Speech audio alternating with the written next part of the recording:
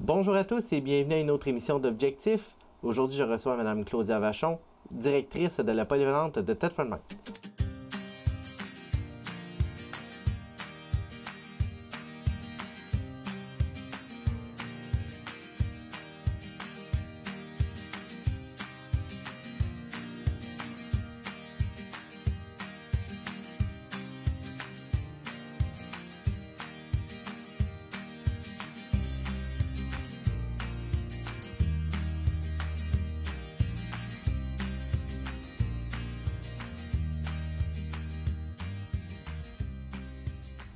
Bonjour Claudia. Bonjour Jean-Philippe. Ça va bien? Ça va très bien, merci. Merci de venir nous parler de la polyvalente de Thetford. Ça fait plaisir. On a reçu deux de tes confrères aussi. On fait un petit peu une tournée comme ça de diverses organisations, entre autres les polyvalentes, parce qu'ils ont un rôle très important à jouer dans l'éducation de la jeunesse. Effectivement. Oui. En direction depuis combien de temps? En direction, je dirais depuis 5 ans, mais avant ça, j'ai été 6 ans directrice adjointe aussi à la polyvalente de Thetford. Donc, plus de 10 ans là, en direction d'école, adjointe et tout ça, mais puis dans la même institution. En fait, j'ai été directrice adjointe à la polyvalente de Thetford, puis ensuite, je suis allée pendant une année et demie au primaire. Comme direction d'école pour 2 écoles primaires. Puis ensuite, je suis revenue à la polyvalente de Thetford à la direction. Pour un beau défi de cette grande école-là. Complètement. Grande école, parce qu'il y a beaucoup de jeunes là, qui la fréquentent. Là. Effectivement. On a 940 élèves cette année encore qui viennent à notre école. Puis 940, ça, c'est en hausse par rapport aux autres années? Ça se maintient? Je dirais que c'est stable. Il y a une année, il y a 2 ans, on avait un petit peu plus de clientèle, mais sinon, c'est stable. Puis je dirais dans les 10 dernières années, on a une belle augmentation. Mais c'est plaisant parce que c'est un beau milieu de vie. Oui. Puis quand on a plusieurs élèves, ça offre plusieurs possibilités aussi. Puis c'est ça ce qu'on a comme possibilité à polyvalente. Oui, exact, avec les choix de cours là, qui viennent... Les choix de cours, l'offre de services, à cause de la grosseur de la bâtisse aussi, on a des infrastructures qui ne sont pas possibles partout ailleurs. Donc, tout ça, ça nous permet d'avoir une meilleure offre de services pour nos élèves. Puis finalement, eux en profitent parce qu'ils peuvent faire ça. Oui. Taux de réussite de la polyvalente, en hausse, ça se maintient? Je dirais que ça se maintient. C'est quelque chose sur quoi on travaille fort. À chaque année, on met des mesures en place pour aider les élèves à toujours augmenter leurs résultats. On a des mesures d'aide au niveau des mathématiques. On sait que nos défis sont au niveau des mathématiques, des sciences. On travaille fort là-dessus. On met aussi des éléments de motivation pour les élèves. Donc, le taux de réussite, là, c'est là-dessus. En fait, pour la réussite des élèves, il y a le taux de réussite à la fin de l'année, à la fin du parcours secondaire. On a le taux de réussite à chaque année. Donc, on travaille. Il y a plein de choses qui sont mises en place par l'équipe école pour ça. Parce que c'est ça le but, finalement, d'une école, là, finalement, d'arriver à un taux de réussite scolaire. Là. Complètement. Tout ce qu'on met en place, que ce soit les programmes particuliers, que ce soit le parascolaire, par exemple, toutes les activités du midi, l'objectif de tout ça, c'est pas juste l'occupationnel. C'est vraiment dans un objectif de motiver les élèves dans le temps qu'ils sont bien occupés, sont structurés. On travaille aussi à leur développement, mais ça permet de développer des habiletés, développer le contact aussi, le lien qui est tellement important avec les élèves. Mais tout ça a un objectif, c'est leur réussite académique. Pour que finalement, ils puissent poursuivre... Complètement, vers un parcours qui peut être très différent selon les élèves, mais que ce soit au niveau du DEP, donc au niveau du diplôme d'études professionnelles, que ce soit au niveau collégial pour une technique ou que ce soit au niveau universitaire. Avec le cheminement préuniversitaire du collégial. Exact. Ouais. Parlons un peu de ce qui caractérise la polyvalente, parce que chaque polyvalente, je vais dire du territoire de la commission scolaire, se donne des couleurs propres à elle, essaye de se différencier. Tout ça dans le but que maintenant, on choisit un peu son école secondaire pour justement, on parlait tantôt, taux de réussite, pour accrocher les jeunes à venir se développer, tout ça. Je pense que ce qui caractérise le plus la polyvalente, c'est le PEI, le plus vieux des concentrations offertes. Complètement. Le programme international est la première concentration qui a été mise en place à la polyvalente dans les dernières années. Il faut savoir que c'est un programme qu'on offre pour près de 300 élèves à l'école. Donc, c'est un programme qui est très populaire. Cette année, l'année 2019-2020, c'est la première année qu'on accueille 3 groupes d'élèves au niveau du primaire secondaire. Alors, pour nous, c'est un beau succès. C'est parce que les gens en parlent, les gens sont satisfaits.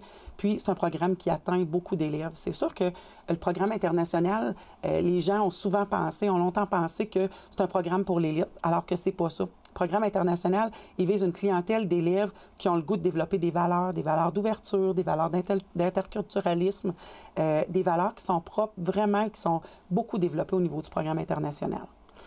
Puis le but de ça, c'est d'avoir une ouverture sur le monde, là, puis de créer un monde meilleur. Complètement. Ce qu'on vise aussi, c'est de développer des citoyens plus complets. Des citoyens, on veut développer l'individu dans son entièreté. On veut en faire des citoyens du monde, des citoyens qui vont être actifs dans la société. Donc, ce qu'on veut, c'est qu'on veut des gens qui sont engagés, des gens qui sont informés, des gens qui sont altruistes.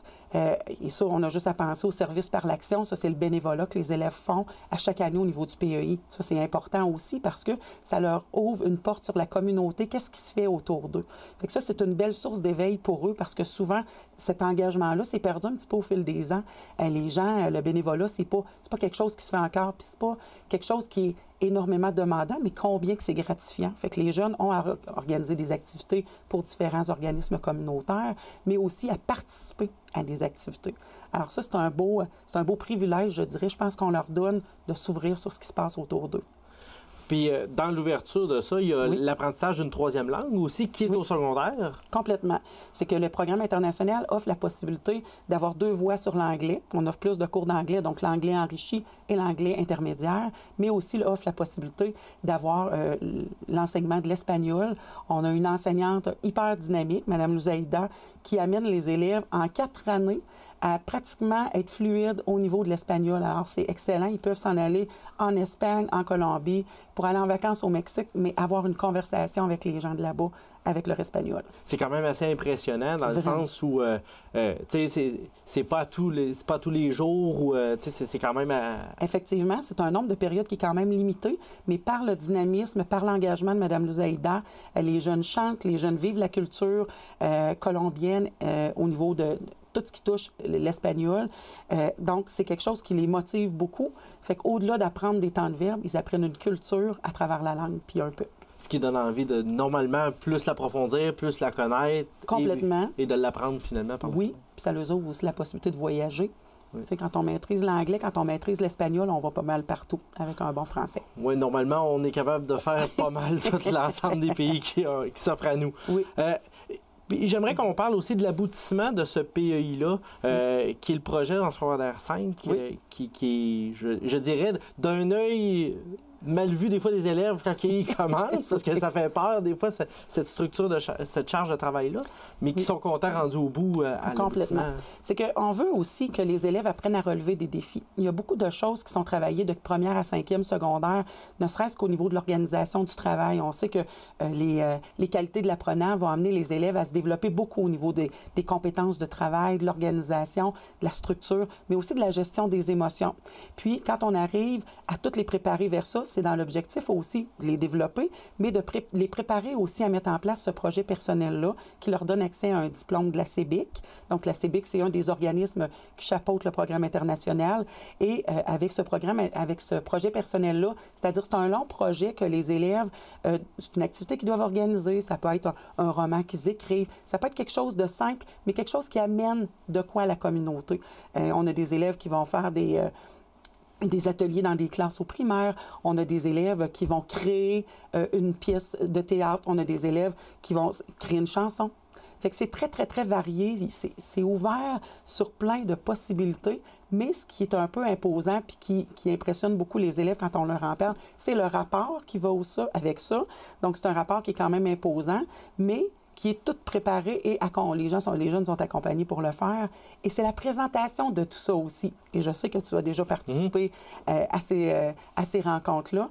On appelle ça un jury. Donc, les élèves se préparent pour rencontrer des gens qui vont leur parler de leur projet personnel. Donc, ils ont expliqué leur projet, qu'est-ce qu'ils ont fait, avec quoi ils ont eu de la difficulté, quels ont été leurs défis, puis qu'est-ce que ça leur a apporté aussi autant à eux qu'aux gens qui ont vécu le projet.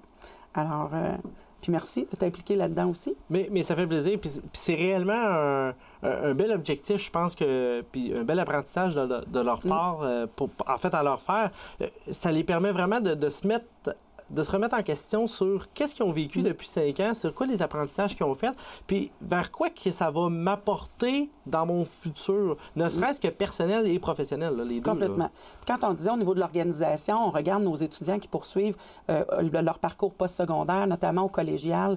Nombreux ont été les intervenants du cégep de Thetford à nous dire les étudiants se démarquent de par leur approche vis-à-vis les travaux qui sont demandés au cégep parce que c'est quelque chose qui travaille doucement de secondaire 1 à secondaire 5. Puis quand ils arrivent en secondaire 5, bien, l'approche ou aborder un travail un peu plus complexe, c'est pas quelque chose qui les... ils finissent par y arriver parce qu'ils ont été préparés pendant 5 ans. Pardonnez-moi l'expression, mais la marche du cégep est moins grande à élever. Là, je dirais qu'on est vraiment une marche et non pas un escalier. Oh, c'est bien dit. C'est très bien dit. Je continuerai dans d'autres concentrations. La concentration sportive qui est possible de choisir à Polyvalente. Oui, c'est quand on a des jeunes pour qui bouger est important parce qu'on sait qu'on a des enfants que s'ils ne bougent pas, ils vont avoir plus de difficultés à se concentrer, plus de difficultés à cibler leur énergie. Alors, la concentration sportive est un bon parcours parce qu'ils ont plus de périodes d'éducation physique et ils vont toucher des sports différents du cours d'éducation physique traditionnel. Alors ça, c'est un parcours qui se fait autant secondaire 1-2 et qui peut être poursuivi secondaire 3, 4, 5 avec soit une voie d'entraînement individuel ou par un cours d'éducation où c'est des sports plus collectifs. Donc, le choix de choisir avec ça. Oui. Donc, la personne, ça représente le double environ d'éducation physique, environ? Oui. Là? Fait que ça permet d'atteindre l'objectif du ministère qui dit qu'il faut que nos jeunes bougent. Bien, ça les fait bouger encore. Puis ça, souvent, c'est des enfants qui ont plus besoin de bouger. Et effectivement, on double carrément le nombre de périodes d'éducation physique. Et quand on arrive au 2e cycle, en secondaire 3, 4, 5, bien là, on triple les heures. Fait qu'ils ont accès à encore plus d'éducation physique. C'est quand même assez... C'est beaucoup d'heures, là. Oui. Donc, quelqu'un peut se ramasser, se ramasse facilement avec 2, c'est pas 3 cours, des fois, d'éducation physique. Bien, en fait, ça fait comme 2 cours, mais il y a un cours où ils ont 4 périodes par 3 semaines, alors qu'avec l'autre cours, ils en ont 8. Et beaucoup de gens aussi fréquentent cette concentration-là? Oui, au niveau du secondaire 1 et 2, on a 4 groupes, donc 2 groupes en secondaire 1, 2 groupes en secondaire 2. Puis pour le 3, 4, 5, on a 5 groupes qui sont répartis dans les deux parcours d'éducation physique. Donc les élèves peuvent prendre leur éducation régulière et ils pourraient prendre les 2 cours d'éducation profil individuel, profil collectif. Donc on s'entend que ça fait de l'activité physique. Ça fait beaucoup de monde. Oui.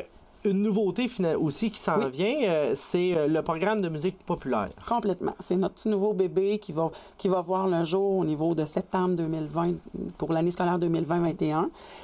C'est qu'on a une belle tradition musicale à l'école et on a des enseignants dynamiques, encore une fois, qui sont à la base de cette concentration-là. Ce qu'on veut, c'est donner la possibilité à des élèves pour qui la musique est une passion, des élèves qui jouent déjà d'un instrument de développer ou qui veulent l'apprendre, mais de façon plus accéléré et plus concentré.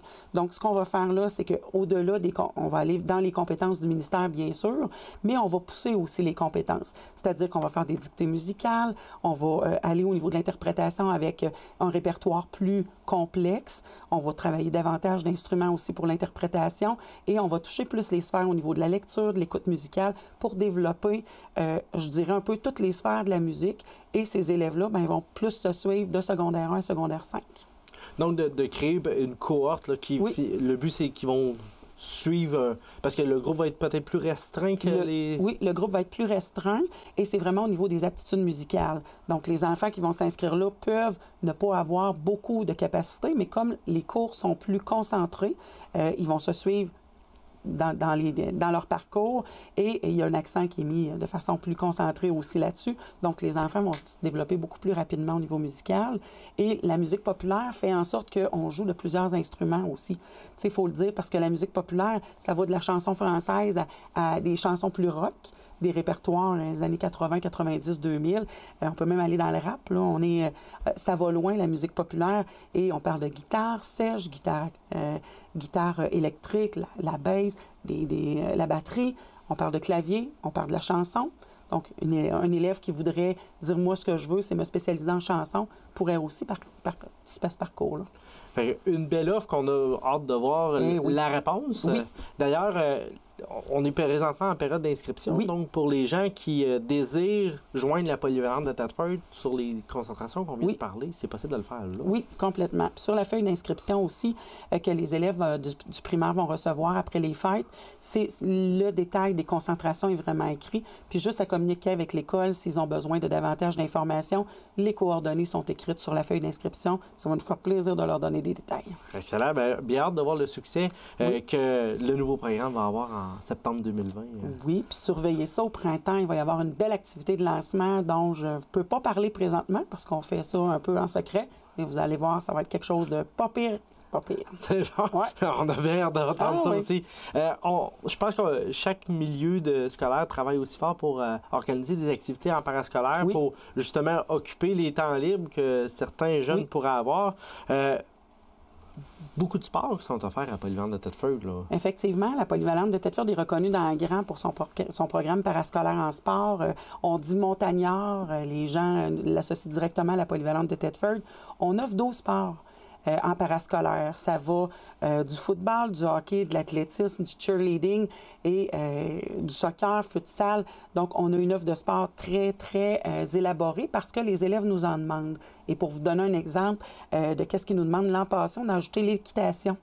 Vous comprendrez qu'on n'a pas les chevaux à l'école. On s'est affilié avec une écurie pas loin d'ici qui accueille nos élèves pour faire de l'équitation. Donc, nous, on est des facilitateurs pour permettre à nos élèves de vivre des passions. Fait que l'équitation s'est ajoutée à l'offre de sport de nos élèves. Alors, c'est pour ça que 12 sports, c'est beaucoup de choses, mais on a les infrastructures pour faire ça et on a une équipe d'entraîneurs dynamiques aussi qui permet de le faire puis qui suit les élèves. Puis, je me permets de dire qu'en décembre, parce qu'on a quand même 6 clubs de hockey, on a eu un beau succès au hockey. Cette année, c'est la deuxième année qu'on offre des catégories de hockey au niveau provincial. Et en décembre, on a notre équipe cadette qui a remporté les grands honneurs et elle est présentement première au Québec sur 30 équipes. Alors, c'est pas rien d'être premier au Québec. Félicitations. C'est du beau travail probablement de la part des jeunes, qui eux font le rendu, mais des entraîneurs aussi. Là, complètement. Qui s'impliquent aussi là-dedans. Oui, vraiment. Je me permets de te parler d'infrastructure. La polyvalente a la chance d'avoir la piscine municipale en partenariat, la piste d'athlétisme, mais qu'avec les derniers Jeux du Québec, ils ont eu des belles rénovations là, dans ces deux infrastructures-là. Complètement. La piste d'athlétisme, c'est sûr qu'avec notre programme d'athlétisme, on a au-delà de 50 athlètes qui s'entraînent, je vous dirais, sur une base de 2 soirs semaine plus un midi. Donc, c'est beaucoup d'heures pour faire autant les compétitions parascolaires que les compétitions civiles. Et on a la chance d'avoir un entraîneur qui s'y connaît et qui est capable de bien préparer les jeunes. On a des élèves qui ont réussi à performer au niveau provincial. On a des élèves qui ont réussi à se qualifier au niveau des championnats canadiens. Alors, c'est des belles réussites. Et c'est sûr qu'une infrastructure comme la piste d'athlétisme, on est privilégié d'avoir ça directement sur notre terrain et on en profite.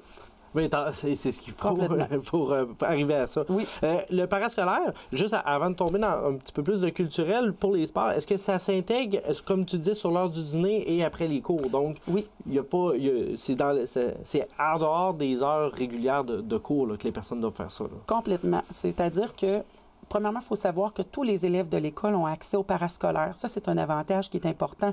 Alors, un élève est inscrit au PEI, va être inscrit dans le programme de musique, est inscrit en concentration sportive. Ça ne l'empêche pas de pratiquer les sports en parascolaire. Il faut savoir qu'on a 330 élèves qui sont inscrits dans au moins une des équipes de sport. C'est un tiers de nos élèves qui font partie du programme montagnard sportif. Alors, c'est quelque chose d'important et les montagnards sont vraiment importants dans notre école. Si tu veux, on va parler un petit peu du culturel aussi qui est à l'école, qui est du parascolaire aussi, mais qui est de plus en plus gagne en importance, je pense. Les gens retournent un peu vers du culturel. Un fort succès, je pense, de la polyvalente, c'est vraiment la maison, le corridor de l'horreur là, qui revient année après année. Hein. Oui, ça fait au-delà de 10 ans que les élèves des groupes d'art de scène et des groupes d'art dramatique travaillent sur ce beau projet-là. Les élèves, en plus des élèves du groupe d'art multimédia, donc on a 3 niveaux d'art différents dans l'école qui travaillent à cette activité-là. Cette année, quand on a eu le couloir de l'horreur, on a eu au-delà de 1000 personnes qui sont venues visiter les élèves. Alors, les élèves préparent les costumes, préparent les maquillages, la publicité. Donc, il s'occupe de tout le projet et ça, c'est un des beaux projets de l'école aussi, au niveau culturel. Il faut savoir qu'au niveau culturel, les montagnards, on n'a pas que les montagnards sportifs aussi. On a ça dans la phase culturelle. On a les montagnards improvisation aussi qui sont importants. Je trouve que l'improvisation, souvent, c'est un peu méconnu. Je pense que ça tend à monter dans la région. On a un coach très, très engagé en Martin Arata qui vient entraîner nos jeunes, qui les accompagne dans une compétition à Saint-Pascal, une compétition annuelle où les élèves ont réussi l'année passée à remporter des prix coup de cœur, entre autres. Et ça, le programme d'improvisation est aussi important au niveau culturel. On a les montagnards génie en herbe. Il faut savoir qu'on a 3 élèves de l'école qui ont participé à Sans génie, qui a passé à Radio-Canada. Alors, ça aussi, c'est une belle réussite. Puis, au niveau culturel, on a des activités offertes sur l'heure du dîner aussi. Alors, les élèves peuvent en profiter tout au long de l'année. Donc, sûrement qu'ils peuvent jumeler ça avec leur concentration et aussi le montagnard sportif là, en temps scolaire. Donc, l'élève n'est jamais pénalisé d'être dans une concentration. Il a accès à toutes les autres activités. La coopérative étudiante aussi est très vivante, là, je pense à la polyvalente. Là. Oui, la coopérative étudiante est encore, elle aussi, gérée par un conseil d'administration formé d'élèves et un enseignant qui est engagé dans la coopérative depuis, je ne pourrais pas dire depuis combien d'années, parce que c'est quelque chose qui est comme son bébé aussi. Et cette coopérative étudiante-là offre les services pour les élèves, pour les membres du personnel de l'école. Donc, les gens peuvent aller acheter toute la papeterie nécessaire à l'école directement là, et tous les profits sont retournés à l'école aussi.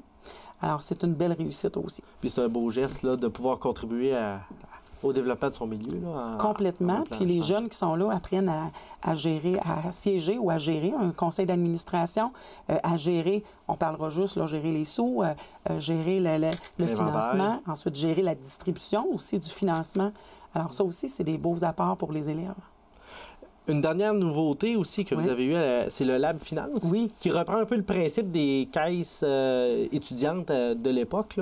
Oui, la caisse étudiante a comme fermé ses portes, je dirais, en juin dernier. Et cette année, on est en train d'ouvrir le Lab Finance. C'est un peu différent de la caisse étudiante. C'est beaucoup géré par un conseil d'administration aussi. Le principe, c'est de donner tout ce qui est une décision entre les mains des élèves. Alors, ils sont bien sûr entourés d'adultes pour les accompagner, mais ce sont eux qui prennent les décisions, qui choisissent les projets auxquels ils vont participer dans la gestion des finances. Parce que là, les élèves vont venir déposer l'argent. Par exemple, on parle d'un voyage, le voyage à Boston.